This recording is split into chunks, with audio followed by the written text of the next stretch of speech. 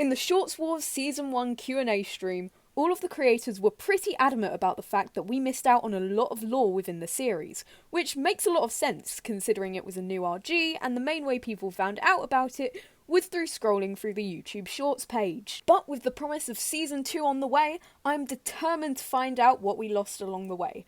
So to do this, I went back to one part of the lore that didn't make a lot of sense: the final hours.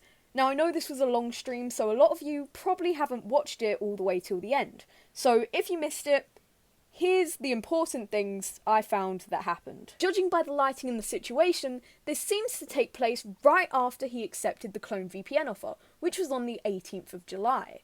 Now, we're told that 1 minute is equal to 1 hour in his time within the stream. So he was trapped since the 18th of July to the 30th of July, which is 12 days, which is 288 hours, which is 17,280 minutes, which is equal to 17,280 hours, which then means that he's been trapped for what has felt like 1.97 years. You see, this doesn't make any sense, because his clone claimed that he'd only been in there for about a year.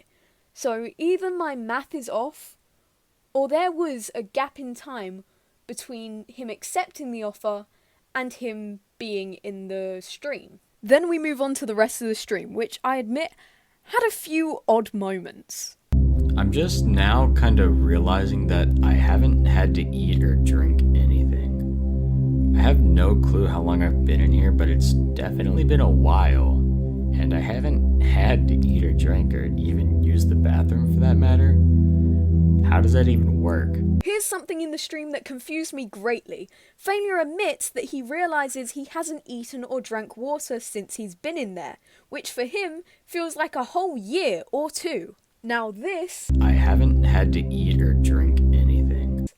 ...doesn't really make any sense, because even if he was still in our time, he would be feeling the effects of hunger after at least a week in, and his body would have been suffering the effects from it. The fact that he didn't realise until now that he hasn't eaten, and his body is the exact same weight it had been before, it just doesn't make any sense. That leads me on to my theory. His room in the facility isn't real. Failure isn't real. Some of his inner monologue didn't make a lot of sense, other than the fact that a lot of it was just thoughts. There were a few things that caught my eye though. Failure talks a lot about AI, not just how a clone of him could be made, but whether or not one could upload themselves to the internet. He dismisses the idea, but not before considering if he himself is real. Now that leads me to believe he isn't. You want evidence? Well, we can hear his thoughts while he's not talking. The stream actually highlights this by putting a focus square over Failure's mouth to show that he wasn't talking. Next would be the fact that he is interacting with the chat screen. There were points in the video where he would wave his hand over the chat as the messages appear. I first thought that this was to show the chat that it was a real live and not just a pre-recording, but looking at it in the context of Failure not being real really made me think. Chat would usually appear on screen digitally, but this was real. It was an actual projection of chat onto Failure's wall. Why would you do that if you weren't trying to mimic a real stream?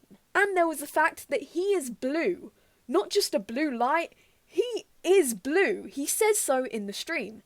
Now, since blue screens are often associated with there being an error in a video, and the bouncing DVD screen makes me think that he is physically confined to this stream. He is an error in this stream. His consciousness has been physically tied to the stream. Finally, and one of my biggest pieces of evidence, is the start of the stream. Failure didn't know what was going on.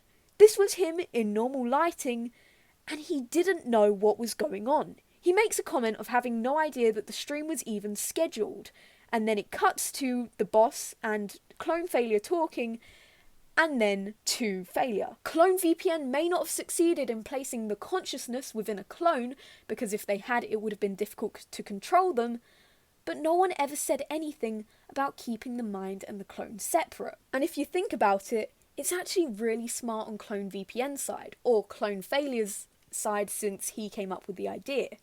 You see, they can now keep Failure contained and learn from him that way. But he can also leave the real failure out in the real world and just keep him locked out of his account, with no control over anything going on. This stops the real failure from taking any action because he doesn't know that there's even a threat there.